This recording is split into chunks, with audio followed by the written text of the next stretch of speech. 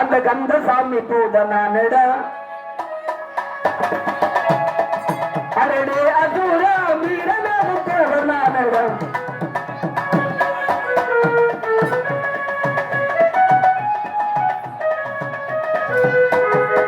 முருகப்பெருமானுடைய புகழ் சிறப்புகள் அற்புதங்கள் எல்லாவற்றையும் எடுத்து சொன்னார். ஈசனுடைய நெற்றி கண்ணிலிருந்து தோன்றிய அந்த அக்னி ஜுவாலையிலே சரவண பொய்கையிலே பிறந்த முருகப்பெருமான்.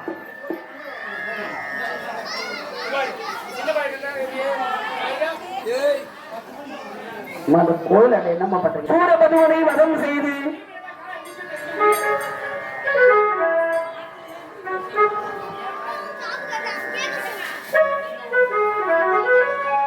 முருகப்பெருமானத்தில் வந்து சொன்னார் வீரபாகத்தேவர், முருகா ஆண்டவரே, அவன் ஒண்ணு அடங்குறதா தெரியல.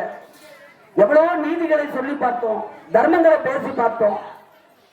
ஆனா சூரபதுமனுக்கு தான் கற்ற கல்வி கலைகள் அதிகம், அதை விட அகம்பாவம் அதிகம்.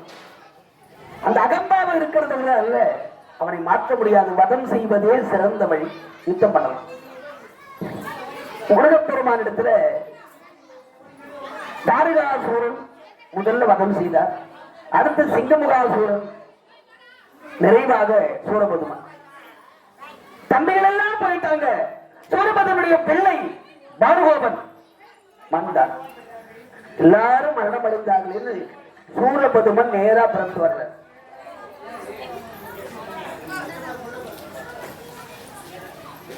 அப்படி நேரா சூரபதுமன் வருகிற அந்த காலத்திலே முருகப்பெருமானை பார்க்கிறார் குழந்தை. இந்த குழந்தையா எனக்கு எதிரி அப்படின்னு. ஆனா சூரபதுமன் முருகப்பெருமானை அடிமுதல் முடிவரை தரிசனம் செய்தார். இந்த பாதத்திலிருந்து திருமுடி வரைக்கும் தரிசனம் பண்றார். இந்த பார்க்கும் போதே தெரியுது இது சாதாரண பிள்ளை, இவன் ஆண்டவனுடைய பிள்ளை. முருகப்பெருமானுடைய புகழை வீரபாகத்தேவர் சொல்லி கேட்டோம், தம்பி சிங்கமுகன் சொல்லி கேட்டோம். யார் சொல்லி நமக்கு புத்தி வரல. ஆனா நேரில் தரிசிக்கிற பொழுது முருகா உன் திருமுகத்தை பார்த்தேன். ஆனாலும் கௌரவத்தை விட்டு கொடுக்க முடியுமா? சண்டைக்கு வந்துட்டு இப்ப முருகன் அழகன் வீரன் பக்தி உடையவன் அப்படிங்கிறதுக்காக சூரபதுமன் தாழ்ந்து விடுவானோ? இல்லை. யுத்தம் செய்வதே சிறந்தவன். தலைக்கு மேல் வெள்ளம் வந்தது. இது ஜான் போனால் என்ன, குளம் போனால் என்ன, யுத்தமே அப்படின்னு யுத்தத்துக்கு சூரபதுமன் தயாரானார். முருகப்பெருமான் சண்டை போடலையா? சூரபதுமன் ஏவுகிற கதைகளை தடுத்துக்கிட்டு இருந்தார். எதிர் ஆயுதம், அவர் என்ன ஆயுதம் போடுறானோ அதுக்கு எதிர் ஆயுதம் போட்டார். சண்டையை தடுத்து கொண்டிருந்தார். கடைசியில் முருகப்பெருமானை வெற்றி காண முடியாது என்ற காரணத்தினாலே சூரபது மாய சக்திகள் புரிந்தார். மேகத்தில் மறைந்தார். எங்கு ஓடி ஒளிந்தாலும் முருகப்பெருமான் விடுவதாக இல்லை. கடைசியில் மா மரமாய் நின்றார்.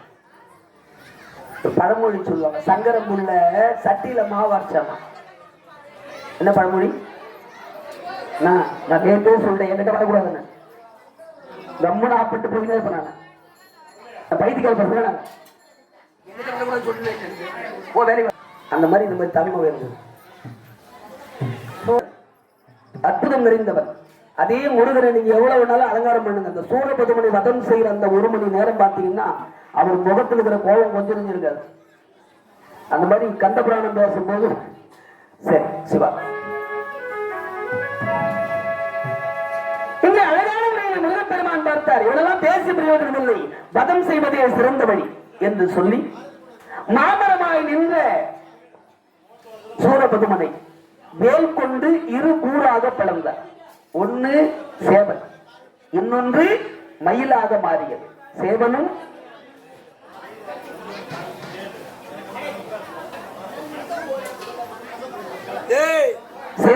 மயிலுமாக.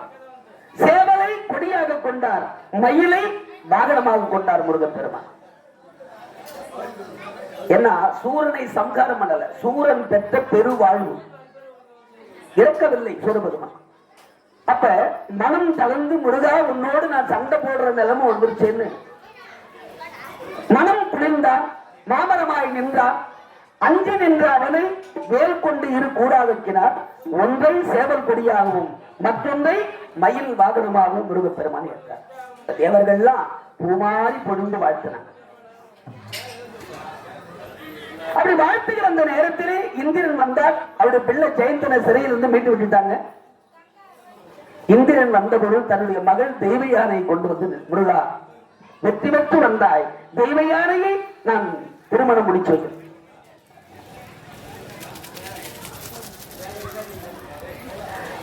தெய்வ யானை திருக்கல்யாணம் பண்ணிடுறோம். எதை சொன்ன வாக்கு மாறக்கூடாது இல்லையா அப்படின்னு தெய்வ யானை திருக்கு. சரி, தெய்வ யானை திருக்கல்யாணம் சரி. ஆனா பொண்ணு போயிட்டு பாக்கணும், என்ன எதுன்னு பேசணும், என்ன போடுறாங்கன்னு கேட்கணும். பேச வேண்டியது பேசுங்க போய். பொண்ணு புள்ளையும் முடிச்சு போச்சு, அப்புறம் என்ன பேச வேண்டியது பேசுறது. இருந்தாலும் பெரியவங்க பார்த்து நிச்சயத்தை கல்யாணம் இல்லையா. முருகப்பெருமானுக்கு என்ன சொத்து இருக்கு கேள்வி கேட்கறாங்க. முருகப்பெருமானுக்கு என்ன சொத்து இருக்கு? கைலாய மலை, மலையை வச்சுன்னு என்ன பண்றது? ஆனா இந்திரன் மகள் தெய்வ யானை, தங்கநிதி, பதுமநிதி, ஐராவதம் என்று சொல்லக்கூடிய வெள்ளை யானை, பூச்சக்கர குடை, காமதேனு, கற்பக விருட்சம், உச்சை சரபம், சிந்தாமணி, 33 கோடி தேவர்களுக்கு தலைவன் தான் என் பொண்ணை உனக்கு கொடுக்கணும்னா அதுக்கு ஒரு தகுதி இருக்கணும் இல்ல. அப்ப வீரபாக தேவர் சொன்னார், முருகப்பெருமானுக்கு தாய் மாமா யார் தெரியுமா? மகாவிஷ்ணு. அத்தை யார் தெரியுமா? அன்னை மகாலட்சுமி. குபேர யார் தெரியுமா? சிவபெருமானுடைய உயிர் நண்பர். அப்ப அவங்க வச்சுங்கிற சொத்து எல்லாம் வேற யாருக்கு? பழத்துக்காக கோச்சிக்கிற போது ஒரு மலையில் நின்னாரு, பழனி மலை. அந்த பழனி மலையில முருகப்பெருமானுக்கு பண்டாரம் பேரு இல்லையா? ஆண்டி பண்டார். கோச்சிக்கு போய் கோவணத்தோட நின்றார். ஆனா அந்த மலையடிவாரத்துல ஒரு பெருமாள் கோயில் இருக்குது பழனி மலைக்கு அடியில. அந்த பெருமாள் கோயில் சொத்து மொத்தம் யார் பேர்ல இருக்கு தெரியுமா? மருமக பிள்ளை முருகப்பெருமான் பேர்ல இருக்குது. யாருக்கு தெரியாது? அவரா பண்டாரா? அவரு ஆண்டி. அப்ப அலைகடல் முழுவதும் அத்தை வீட்டு சொத்து, அந்த சராசரங்களும் தாய் மாமன் சொத்து முருகப்பெருமானுக்கு. அவருக்கு போய் இல்லைன்னு சொல்றதுக்கு யார் இருக்கிறாங்க? மொத்தமே அவர் சொத்து மருமக பிள்ளை. இப்ப பிள்ளை இல்லாத வீட்டுல பொண்ணு கட்டினா மாமியாருக்கு சொத்து யாருக்கு? மொத்தம் மரும பிள்ளைக்கு. அப்ப மகாவிஷ்ணு, மகாலட்சுமி அவங்களுக்கு பிறந்து வளர்ந்து கொண்டிருக்கிற குழந்தை, தன் மலரில் தோன்றிய குழந்தை, இன்றைகிட்ட வளர்ற குழந்தை, தங்கையின் பிள்ளை முருகப்பெருமான். இவங்க சொத்தெல்லாம் வேற யாருக்கு? எல்லாம் முருகப்பெருமான். அப்போ தேவேந்திரன் சொன்னார், முருகா எதுக்கு இந்த தேவையில்லாத பேச்சும் விளையாட்டும்? பேச்சுன்னு நீங்க ஆரம்பிச்சதுனால்தான் நான் பேசுறேன், இல்லைன்னா நான் ஏன் பேச போறேன்? என்ன சொத்து இருக்குன்னு கேட்டதுனால தான் பேசுறேன். அதுக்கு பேச்சுவார்த்தைகளை எல்லாம் முடிச்சு அழகான முறையிலே முருகப்பெருமானுக்கும் தெய்வயானை அம்மையாருக்கும் தேவகை கொடை சூழ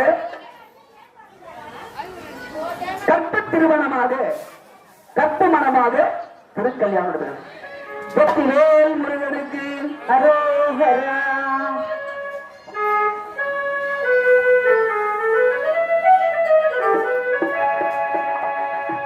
மனம் படுத்தேன் நினைப்பதற்கு நான் வடிவிற்கு உன்னை மடப்பதற்கு. மனம் படைத்தேன் உன்னை நினைப்பதற்கு நான் வடிவிற்கு உன்னை மடப்பதற்கு.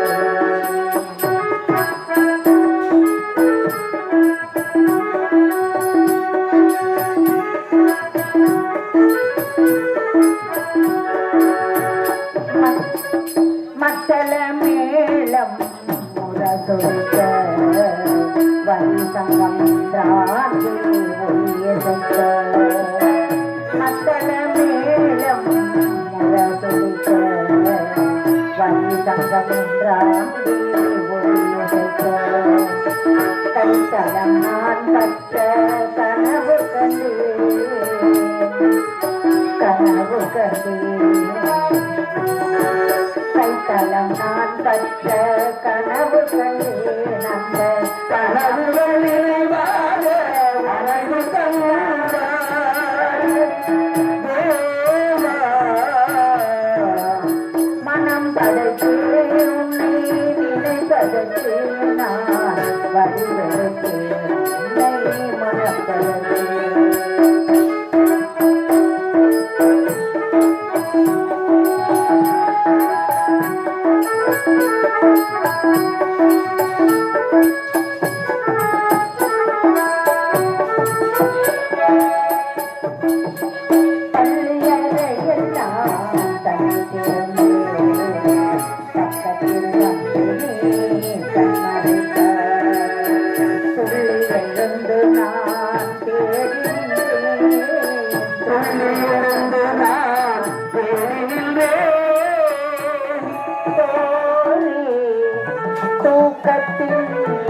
கனவின்றி தான் உரைத்தாள் மனம் பழகி உன்னை நினைப்பதற்கு நான் வருவதற்கு உன்னை மனப்பதற்கு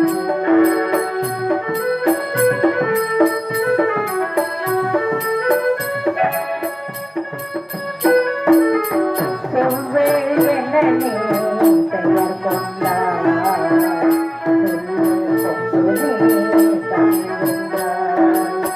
கைகள் கொண்டு தலை வென்றாய் கைகள் கொண்டு தலை வென்றாய் கைவேல் கொண்டு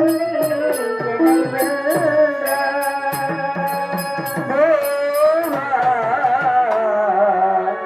மனம் படுத்தே உன்னை நினைப்பதற்கு நான் வழிவெடுத்து உன்னை மனப்பதற்கு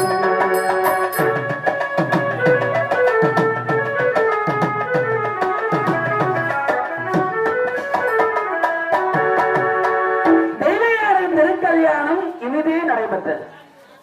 இந்த கல்யாணம் முடிஞ்சு அம்மி மிதித்தல், அருந்ததி பார்த்தல், அரசாணி வலம் வருதல், மெட்டி அணிவித்தல், இதெல்லாம் எதுக்கு அப்படிங்கிற சாஸ்திர சம்பிரதாயங்களை எல்லாம் முருகப்பெருமானத்தை தெய்வயானை கேட்டு தெரிஞ்சுக்கிட்டேன். என்ன இந்த காலில் மெட்டி போடும்போது வாழ்க்கையில ஒரு முறை ஆடவன் தன்னுடைய மனைவியுடைய காலை பிடித்து அம்மி மேல வச்சு, உன் மனம் இந்த அம்மி போல கல்லா இருக்கணும், வேண்டியவர் வேண்டாதவர் ஒரு வாழ்க்கை வாழ போற இடத்துல பச்சனை மூட்டாறு சொந்த பந்தனை யாரு எது சொன்னாலும் மனதை கல்லாக்கி கொண்டு தொட்டவனே தனக்கு எல்லாம் உரிமை என்று அவருக்காக மனதை கல்லாக்கி கொண்டு நீ வாழ்ந்தால் மிகப்பெரிய புகழை நீ அடையலாம் என்பதற்காக அம்மியை மிதித்து கத்தி நெறியில் அருந்ததி அம்மையார் குலத்திலே பிறந்து வசிஷ்டருடைய மனைவியாக இருந்த அந்த அருந்ததியை போல வானத்தில் நட்சத்திரமாய் நீ மின்ன வேண்டும் அப்படிங்கிறதுக்காக அருந்ததி காட்டினார் நட்சத்திரம். வாழ்க்கையில ஒரு முறை உன் காலை தொடுறேன், ஏன் தெரியுமா? இனிமே நான் தலை நிமிர்ந்து நடக்கிறதோ இல்ல தலை குனிஞ்சு போறதோ அந்த குடும்பத்து பெண்ணால. ஒரு ஆடவன் தலை குனிஞ்சு நடக்காம தலை நிமிர்ந்து வீதியில போறோம்னா அந்த வீட்டினுடைய பெண்ணாலே என்ற அற்புத தத்துவங்களை சொல்லி, அதனால ஒரு முறை அந்த காலை தொட்டு அம்மி எடுத்து கொஞ்சம் வெட்டி போடுறோம். சரி, இதெல்லாம் பேசி முடிச்சு திருக்கல்யாணம் முடிச்சு திருக்கல்யாணம் திருப்பரங்குன்றத்திலே நடைபெறுகிறது. 5 படை வீடு தென்னாட்டுல, முருகப்பெருமானுக்கு 6 படை வீடுகள், 5 படை வீடு தென்னாட்டிலே இருக்குது. ஒரே இடமா திருச்செந்தூர், பழனி, சுவாமிமலை, திருப்பரங்குன்றம், பழமுதிர்ச்சோலை, 5 படை வீடு அங்க.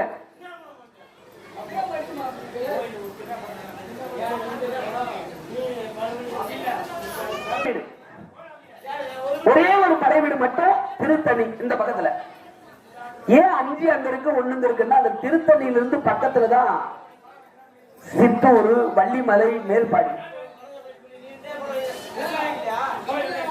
அந்த மேல்பாடி சித்தூர் அந்த பகுதியில தான் அரசனாய் விளங்கக்கூடிய வேடுகுல தலைவன் நம்பிராஜா அந்த இடம். படியன்கள் போன பாரதம் அந்த பக்கத்துல தான் 3 வருஷமா பண்ணிட்டு வள்ளிமலை முருகப்பெருமான்.